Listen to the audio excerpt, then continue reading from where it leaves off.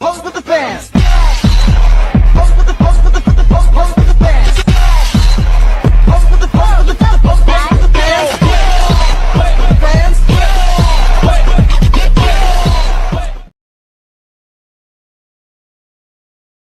Well, hello everyone, and welcome to another episode of Cedric Unplugged. I am Cedric LaFleur. I'm your host. I'm excited to be with you this evening. We have a great show planned for you. So, tonight's we're talking about something that impacts every family, every neighborhood, and the future of every child in our community: education. School boards don't just make decisions, they shape outcomes.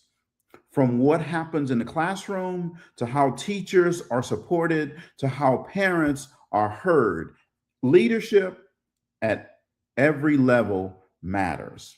So tonight's conversation is not about campaign slogans. It's not about surface level answers. It's about clarity. It's about accountability. And it's about understanding what leadership will actually look like in action.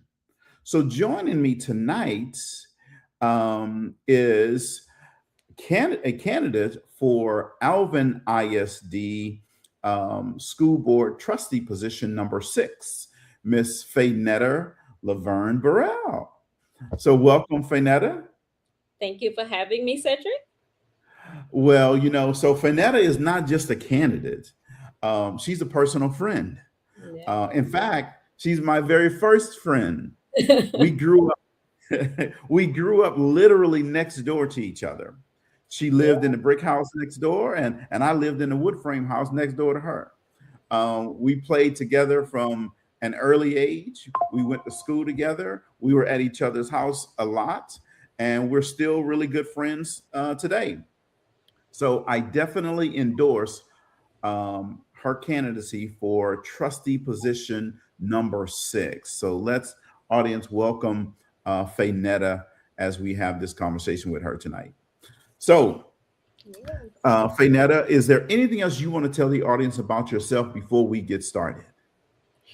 Well, Cedric, yes. So I am a parent of a daughter who navigated and graduated from Alvin ISD. So she is a success student that came from Alvin ISD. I'm also a guardian who that I had guardianship over another child who graduated from Alvin ISD. So I feel like I know the culture, and I want my audience to know my passion behind this. But I am bringing experience backed by education to this position. So, like, I'm a wife, I'm a mom, I'm all the things, but I'm also passionate about bringing my personal experience, my educational background to this position. Well, again, thank you for being on the show. I see we have someone that's already saying, hey, out there. I think I might know her.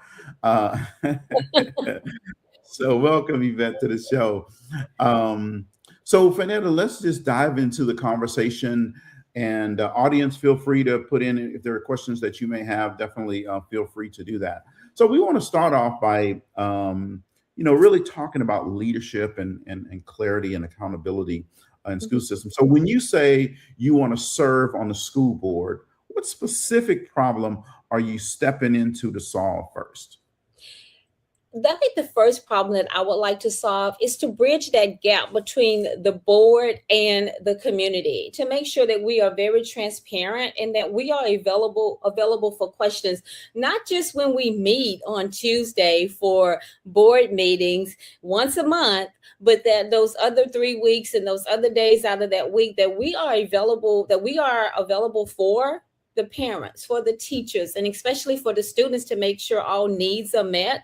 So I think transparency and being accessible to the community that we serve is very important to me. The second thing, I know you asked for one, but I have to say this. I'm very big on making sure that our 504 students receive the resources and the IEP programs that they need. So I think those are the two things that, for me personally, that I feel that needs to be addressed the most. Well, awesome. That sounds definitely good. So what does effective leadership look like in a school district like Alvin ISD? And, give us some real examples if you can. Right. Yeah, Alvin ISD is a very large school district. We serve almost 30,000 students.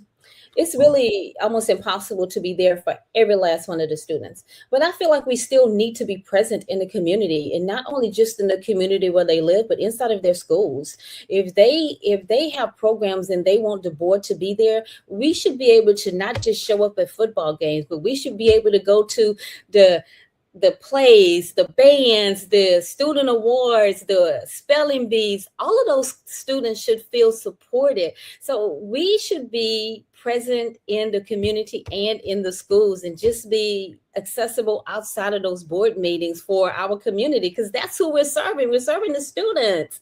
Yes. And to make sure that the teachers advocate for those teachers, making sure that they have the resources that they need, working with the PTO to see if there's some extra dollars gone somewhere to get these teachers what they need. So I think leadership is taking action behind your words. Just put those things in action and just showing up for the people you serve. And at the end of the day, it's our students. Yeah, absolutely. I love that response. And so when as you think about the school district, so how will you make these tough decisions when parents and teachers and administrators all want different things, right? You talk about the students, but you have all these other stakeholders that are there that want different things. So kind of walk us through what that process looks like for you. For me, listening. I have to be able to be available to listen to all sides, because everybody feels like their position is important. So you want to be able to listen to all sides before you make a decision. I have to keep student success in mind when I make those decisions. I want data. I want research. Those decisions, if it's a tough decision, it has to be followed by some type of research, some type of data that's available. And of course, you want community feedback. You want community impact. But when I make a decision and it's a hard decision and I can't please everybody, my best decision is going to be ultimately what will serve our students' success better.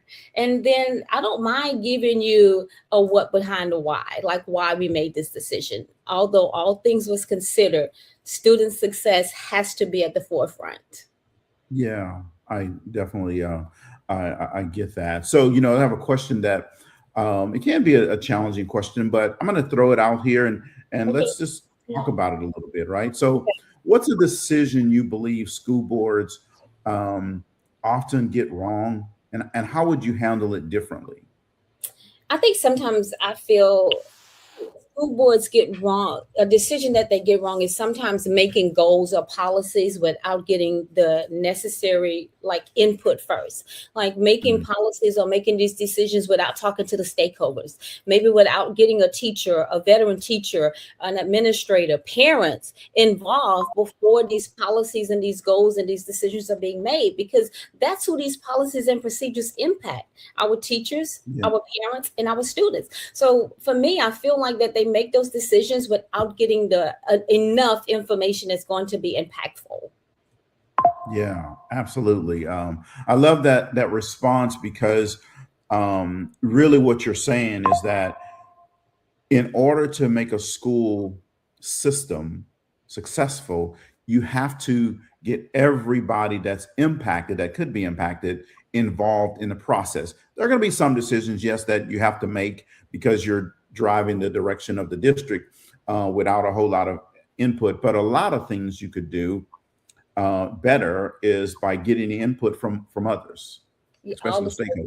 Yes, yes. Okay. Everybody's decisions. I think we need all the stakeholders before we make those decisions. Yeah. So, how should a community measure your effectiveness 12 months into your term? So, what does that visibility look like? What it looks like to me is when a parent can tell me, "Oh, you said you was going to be there for support and you did that." Or a teacher felt like, "Oh, I felt more valued. I felt more seen. I felt more heard because you're on the board." So that's what it looks like to me when I can actually say that they not only they see that you're present, but they feel that they were supported. They feel that they were valued. So that's what I hope the community, the teachers, administrators would have to say about me after my first 12 months, that I feel like she did this. I didn't see it, but she actually made me feel valued. She made me feel supported. She helped my kid. That's some of the feedback that I would like to see within 12 months. Okay. All right. So, strong leadership sets the tone, right? But the real question is, how does leadership translate into results in the classroom? So this first segment that we were talking about leadership, now what we're going to do is we're going to kind of transition into education, right? Okay. Outcomes and execution, really. So what are the top 2 or 3 academic priorities you believe Alvin ISD must address immediately? First one is, I'm big on 504. So I really think that we should close that gap on serving 504 students, not just the 504 students that's neurodivergent or that have ADD or ADHD, but even the ones that have physical ailments, that they should have the necessary accommodations and resources in classrooms.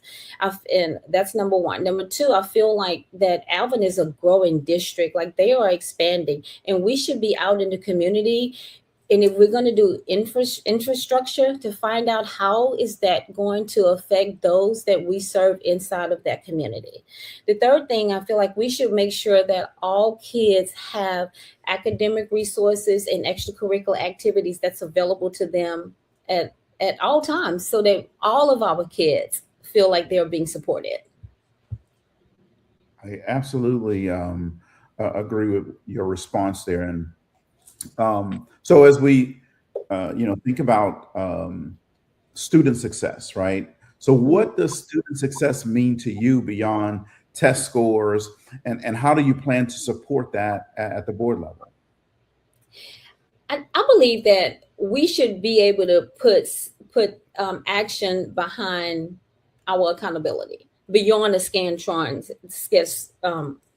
whatever those scantrons are called these days, but they should be able to be measured.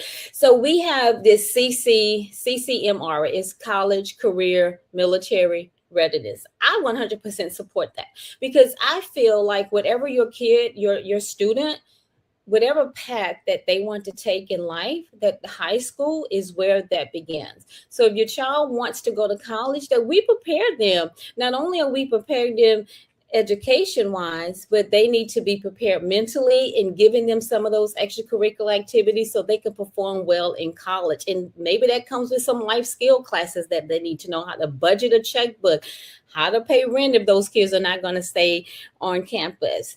And for career, you may have some students that don't want to go to college, and that is perfectly fine. JB Hensler has a program where it's our college and career campus. Make sure that when those kids graduate from that program, that they are ready for the workforce, so that they have these industry certified certificates where they could work in whatever field, CNA, mechanic, cosmetology, whatever that field is. Like, we are preparing those students for that. And then military, if you want to go to the military, let's look at how impactful is our education, of our physical education programs, or can this child pass an ASVAB so he can get the job that they want in the military? He or she, not just the guy, but when I say he, I mean females as well. Everybody is included, right?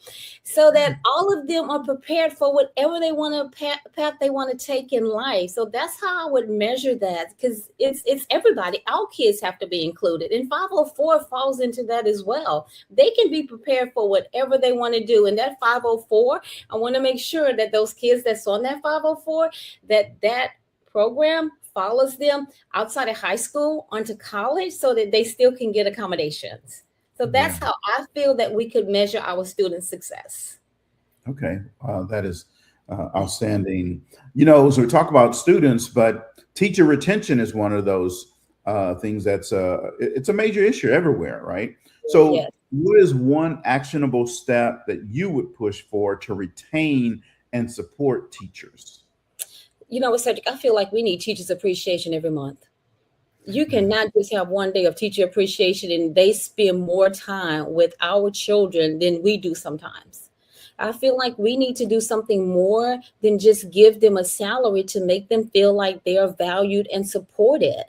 So I personally feel like we should have a program for teachers where in that budget, if a teacher need extra resources, that there should be somewhere in that budget that we can allow for that teacher to get extra resources, because that's still supported, because they shouldn't have to take that money out of their salary. If a teacher comes to the board or to a principal and say, hey, I have a kid, he never bring his lunch, then well, that kid may not have money, because you don't know where the kid comes from their home. I think that we should be able to have some type of resources available so that teacher can support that student, so that teacher is free to do her job and just teach. She shouldn't have to do the administrative work. She shouldn't have to worry about the home life of a child, but they do. So I feel like that's how teachers should be more supported. I have to call you right back. I feel like teachers, that's my own daughter. That's my student, so I have to support her. So I had to answer. But going back to that's how I feel like teachers have to be supported, when they feel like we see them. I understand what you're going through, and this is how I want to support you. Yes, absolutely. Love that response. And one of my good friends, Kendrick, says that he has a friend that's running for Alvin ISD position number 7. Oh, nice. Nice. Okay, Kendrick. I'm your candidate for number 6. That's right. So how should the district balance academic performance, student well-being, and extracurricular development? As a body, it takes everything in order for that to run. So when you are looking at academic achievement, when you are looking at extracurricular activities, all of that play a part in the well-being of that student. Of course, every parent wants their child to do well. Every parent. So academics, that's at the top. It has to be at the forefront. But we have to be able to support the students' mental health. We have to be able to support their well-being. And if they can participate in extracurricular activities, make a way so that child can participate in extracurricular activities, because they may need an outlet also. And sometimes an extracurricular activity is an outlet for a child. So I believe school districts should look at all of that when we're preparing for an academic success for any student, that they go hand in hand to me. Of course, academics is always going to be at the forefront. All parents want their kids to do well. And I get that. I understand that. I also feel a well-rounded individual should have good mental health. We definitely should have access to that in our classrooms, and they should have access to extracurricular activities, clubs, bands, sports, whatever it is. I believe that should be accessible to all of our kids. Yes, 100% agree with you with that. Now, stay tuned here shortly. I know some of you may not think I know Faynetta, but I'm going to show you that I really know Faynetta. So if a parent asks you, how will my child's experience improve because you're on the board, what would your answer be to that? I would say that your child's experience will improve because I'm on the board, because I made your child feel supported, loved, valued. I heard their issues and I wanted to be there to support that. I want your child to feel that I was there, not just what I say, but to feel that I'm actually going to do what I said I was going to do. And that's what I want the child to know. I want that child to be successful because, Cedric, they're going to be taking care of us.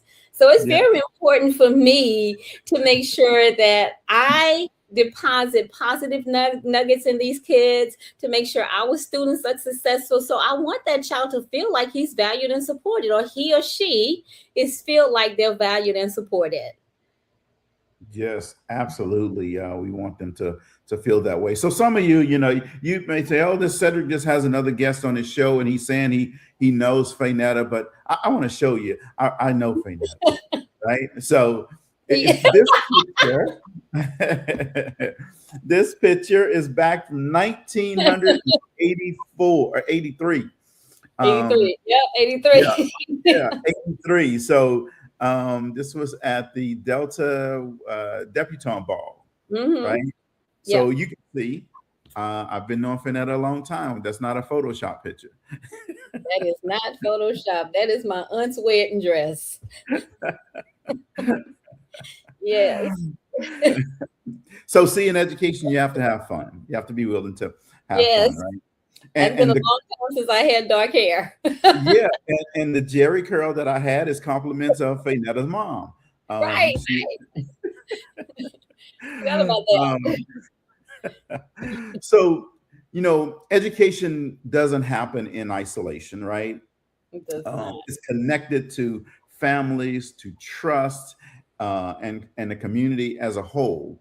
So now what we're going to do is we started with leadership, then we went into education. Now we're going to transition into community, trust, and engagement, right? So what does meaningful community engagement look like beyond meetings and emails and phone calls? Again, being present. You have to be present in the community. I think people feel your vibe, and they want to know who is representing them on the school board. So again, to me, community engagement is just being present in the community so people can trust you. And people tend to navigate around people that they know, like, and trust. And the only way that they get to know me or like me or trust me is if they know me. And they can't know me if I'm sitting behind a board or if I'm just answering emails. So I want to be face to face with as many people as I possibly can. I want them to know me. I want to be in the community. I want to answer the tough questions because I want them to know this is not going to change. Once I get on the board, this is who I am. So this is who's going to be representing you. So I feel like I have to lead from the front and just be present in the community. Yeah. So if you're just joining us, we are talking with Alvin ISD board trustee candidate for position number 6, Ms. Faynetta Burrle. And we're asking you, Faynetta, you have to tell me what's the date of, for them to go out and vote? Absolutely. So early voting is April the 20th to the 28th. That's when I really need for you to vote. April the 20th to the 28th. Voting times is going to only be from 8 to 5. So we have to have a very strategic voting plan to vote between 8 to 5, starting April 20th to April 28th. Election day is May 5th or May 2nd? May 2nd. May 2nd is election day. May 2nd is election day. And that one is going to be from 7 to 7. The best thing to do is get your vote in early. Yes, absolutely. So let's keep going here. We're talking in the community space. Okay. So how will you ensure that all voices, and I'm going to say that again, how will you ensure that all voices, not just the loudest, are represented in board decisions? I think we have to do more listening than talking. And we have to, one thing that I like to do is look at somebody's body language or just seeing their facial expressions. And I think sometimes that those that don't say anything, that it's okay for a board to say, hey, I feel like you might have something you want to address or something you may want to say. Am I correct? I could be wrong, but at least asking if it's something that you wanted to address and being accessible to be able to do more listening than talking before you make a decision. So I feel like when people are being heard and they feel like you really care about their decisions and the things that affect them the most, that makes you more impactful. And then I can engage more when I know more. So sometimes I may just have to dig a little deeper for some of those questions or concerns to come out. I take that responsibility on, not just assuming, but asking the questions. Yes, absolutely. I love that. So what's one way that the district can rebuild or strengthen trust with parents right now? Transparency. Oh. I think that we could be more transparent. A lot more transparent in understanding everybody's culture. But I think the way that we can just build more trust with our parents and our teachers is to be more transparent in that we can actually attack the issues that affects them the most. Yes, 100% agree with that. As Kendrick said, hey, that's facts. Thank you. Thank you for that. Yeah. So how do you plan to stay accessible once elected? You know, once you guys get elected in office, y'all go into this some office somewhere we never see you until it's election time again. So Don't put me in that category. Don't say y'all. But I get it. I understand that. So if I heard you correctly, the question was, how will I plan to stay more visible? yes. Okay, so by doing the same thing I'm doing now. So here's the thing for me. So well, you know that I'm a business owner, right? So when I first started my business, I had to get out in the community. Like, people don't know me. I had to get out. I had to network. I had to build my name. I had to build relationships. I had to do all of that. So it's the same thing that I'm taking to this board. Once this election is over, that's when the job starts. This is just, I'm in the interviewing process right now. I haven't gotten the job yet, but when I get the job, that's when the work starts. So it's being even more in the community. It's showing up at the schools. It's being accessible for the teachers, being a voice for the students, a partner for the parents, an advocate for those teachers, being all of those things. And it sounds like a lot, but those are the things that I want to do to stay accessible and to stay engaged in the community. Well, that is awesome. And one thing I know about Faynetta, she is always out in the community somewhere. I mean, I get tired seeing her post. I have to go take a nap because I'm like, I'm tired because she's everywhere. Yeah. So same thing. That's my character. I'm bringing the same thing to the board. Well, that is outstanding and awesome. So I want to do a little bit of a transition again, right? So we started off talking about leadership, and then we transition into education to understand what are some outcomes and what execution looks like. And then we moved into community, right? Showing, dealing with trust and engagement. And that community piece is where people tend to get connected with their elected official, right? Yes. So now let's kind of bring it all together, because at the end of the day, it's about impact. So what actually changes is what we're going to be diving into doing this segment. I call it impact and vision, right?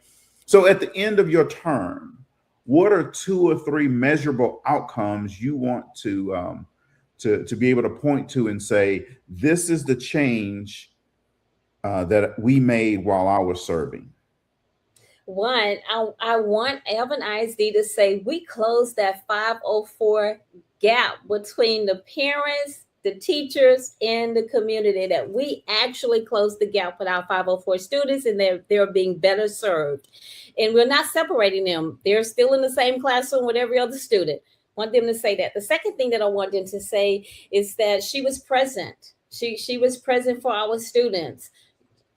She returned phone calls. She returned emails. Those are the things that I want them to say. I want them to say that she's a board member that we actually had access to, not just on Tuesdays for board members, but when we called on her, she made time for us. That's what I would like for them to say. Okay, I really do like that, and I think that the citizens of Alvin ISD will appreciate that as well. So, what does success for Alvin ISD look like 3 to 5 years from now, and what role does the board play in getting them there? I think success looks for Alvin ISD is to make sure that, again, that when we have our ratings, that every year that we can increase our ratings at least by 1 or 2%, that we're actually doing better. We're serving these kids better. And I talked about the CCRM, the College Career Military Readiness Program, that we have, that our numbers, even if it's just 1 or 2%, that we are meeting those goals to make sure that our kids are prepared for life or whatever path that they're taking after that. Secondly, to make sure that we can keep, Alvin is growing. We are growing. We cover a lot of mileage to make sure that we can keep up with that and still keep our students here.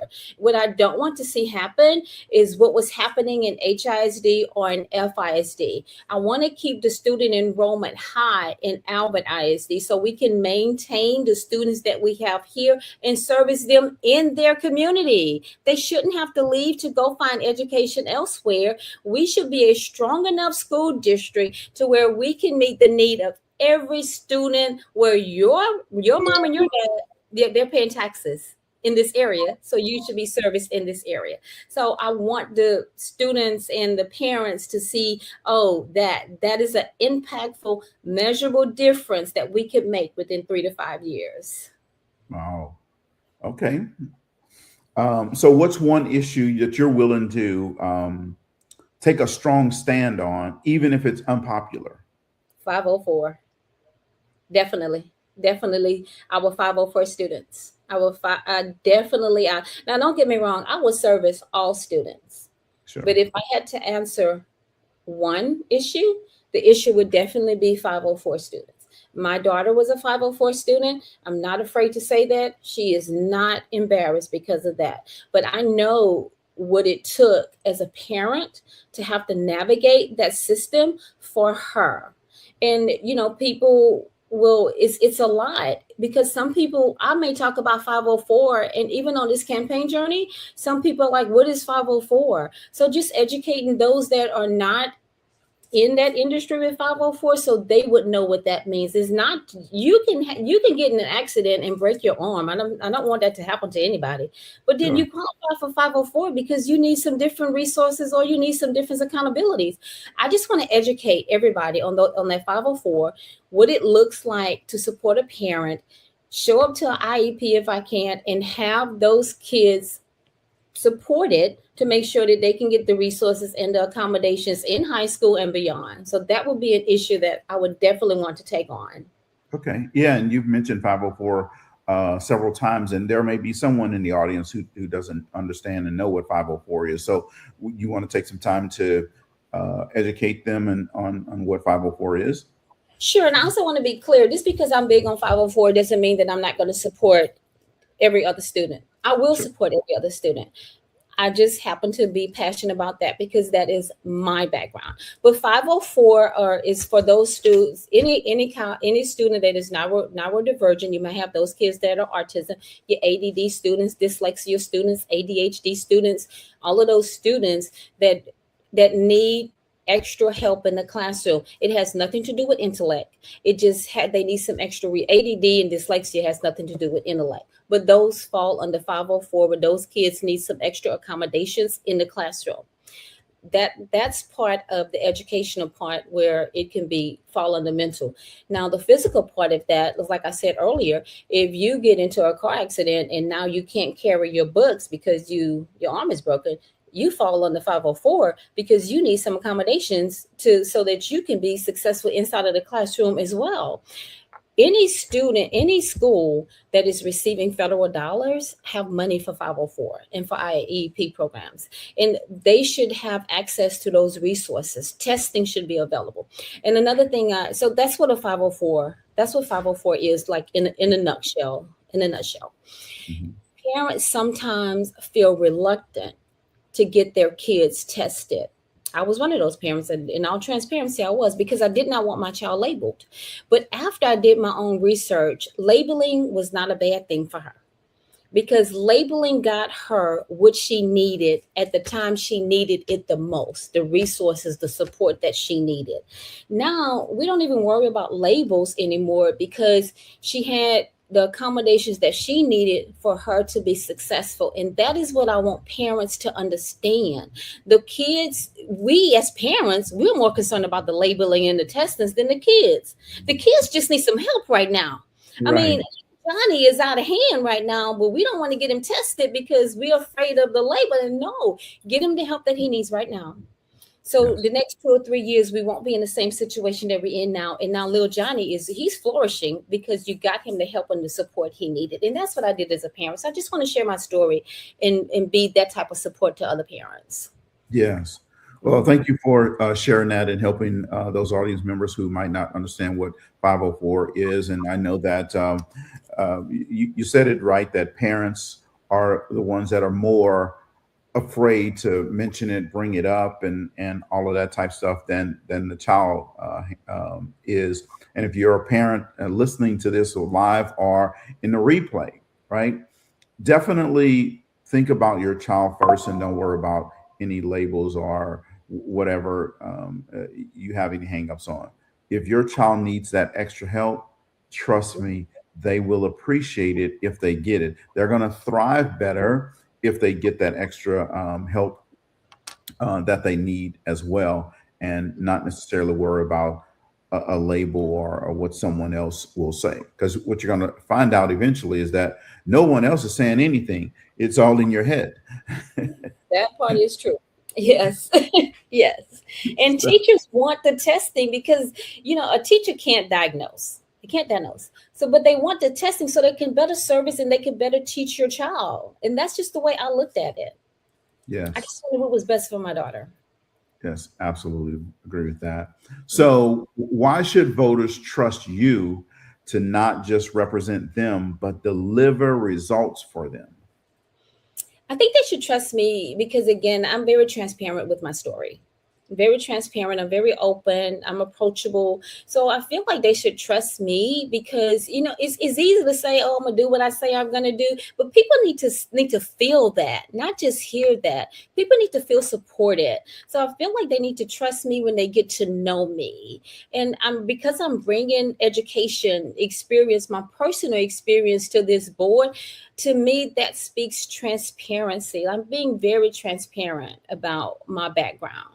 So I Yeah, feel like because I'm sharing that, and it is the God honest truth, but it is the truth. Not, I don't want to impose my values on anyone, but that's my truth, and I'm sharing that. So you get to know me and my truth, it makes it a little bit easier for you to trust that I am going to support your child. I am going to be a voice for your child. I am going to be a partner for you. I will advocate for teachers who is in the same situation as my daughter teachers. That is what I want to do. sure. Yes.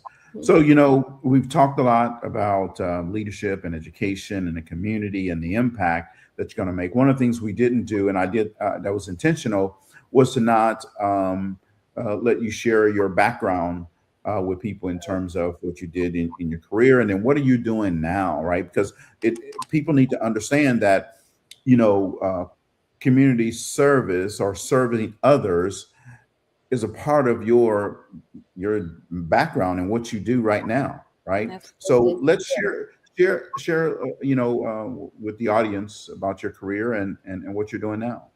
So what I'm doing right now, so right. Actually, what I'm doing right now, I am a business owner right now. So I service those individuals that are really homebound. I have a home care agency where we send caregivers, personal care workers inside the home to take care of those who can no longer take care of themselves. We help them with all of their ADLs.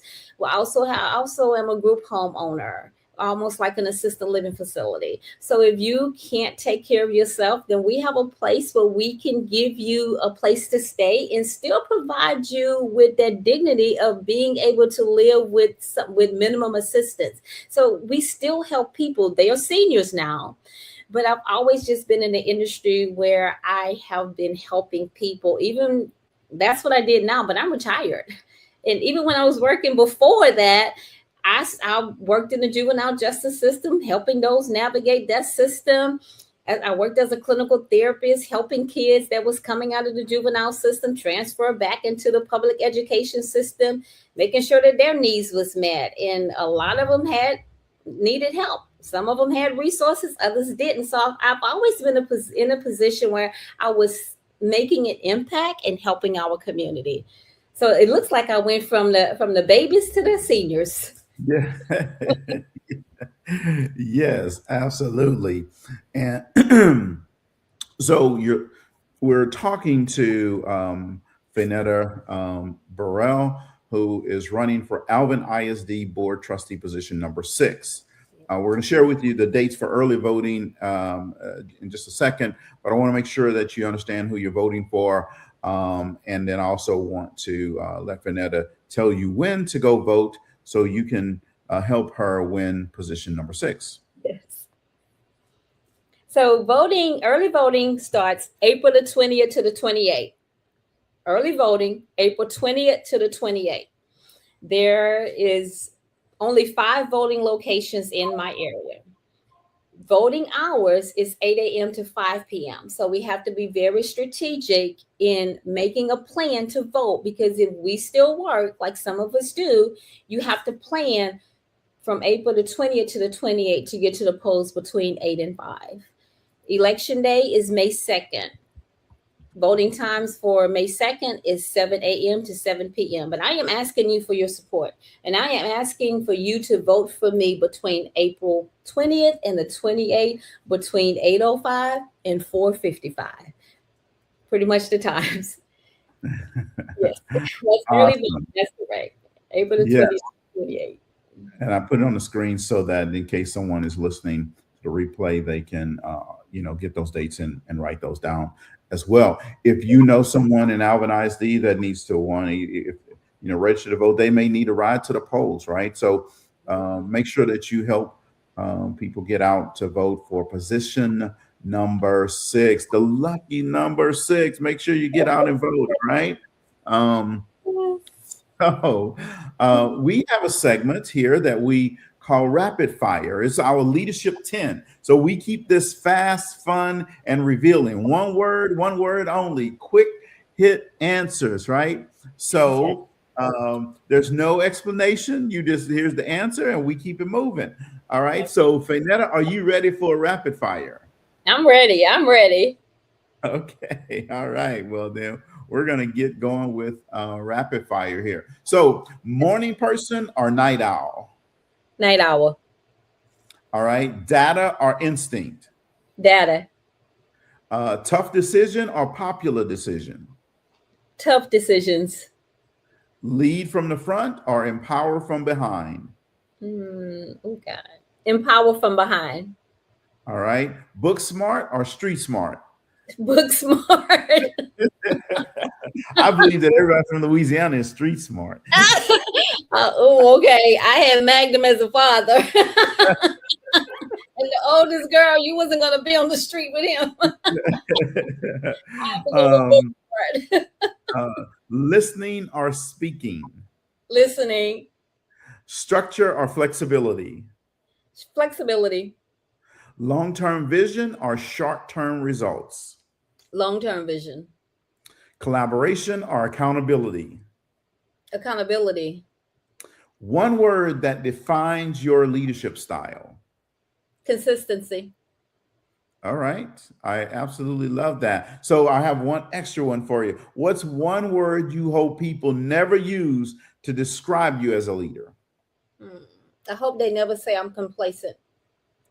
Oh, I like that one. Well, thank you very much for playing rapid fire or participating in rapid fire for us. So before I transition to our close, I'm gonna say one thing and then I'm gonna give you an opportunity to have some parting words. So this has been a conversation with Faynetta rooted in clarity, responsibility, and vision, right? And that's exactly what leadership in education demands.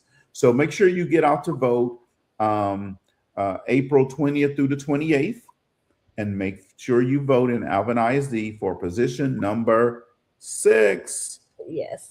All right. So Faynetta, I'll give you some, an opportunity to have some parting words before I close out the show. Okay, sure. So those in the audience that are listening, I am asking for your support to vote for me as your next Alvin ISD School Board Trustee, position number 6. What I didn't mention is that I do have a master's in counseling education, and I also taught at Manville High School in their dual credit program. So not only am I bringing education to this board, but I have been in the classroom and I have taught. I've spent over 23 years, like I said earlier, in the juvenile justice system as a lead officer and as a clinical therapist, helping transition those kids from the juvenile justice system back into the public education system. Fought for my daughter as a Alvin ISD success student through her 504 system. So I'm bringing education. I am bringing experience to this board. And as a business owner, I am very strategic in budgeting policies, procedures, and in planning. And all of that is important because that is what your board does. Your board is responsible for that school budget. They're responsible for the policies and the procedures. I have that background. So I am a well-rounded candidate for this position, that I am bringing a lot of experience to this seat. So that is what I want my audience to know, is that I'm bringing the education as well as the experience, and I'm okay with having those hard conversations, and I am 100% okay with making the decisions that is going to best service our students. Yes, absolutely. Alvin, ISD board trustee position number 6. Make sure you get out April 20th through the 28th and vote for Faynetta Burrle. So, leadership is not about titles. It's not about outcomes. It's about decisions that impact classrooms, teachers, families, and futures. So tonight, you've heard the vision, the priorities, and perspective. But ultimately, leadership is measured by what gets done, not just what gets said. To our audience, stay informed, stay engaged, and most importantly, stay invested in the future of education in your community. Make sure you go out and vote for Alvin ISD position number 6, because when it comes to our students, average is not an option. This is Cedric Unplugged. And as always, we raise the standard. Thank you guys and have a great evening.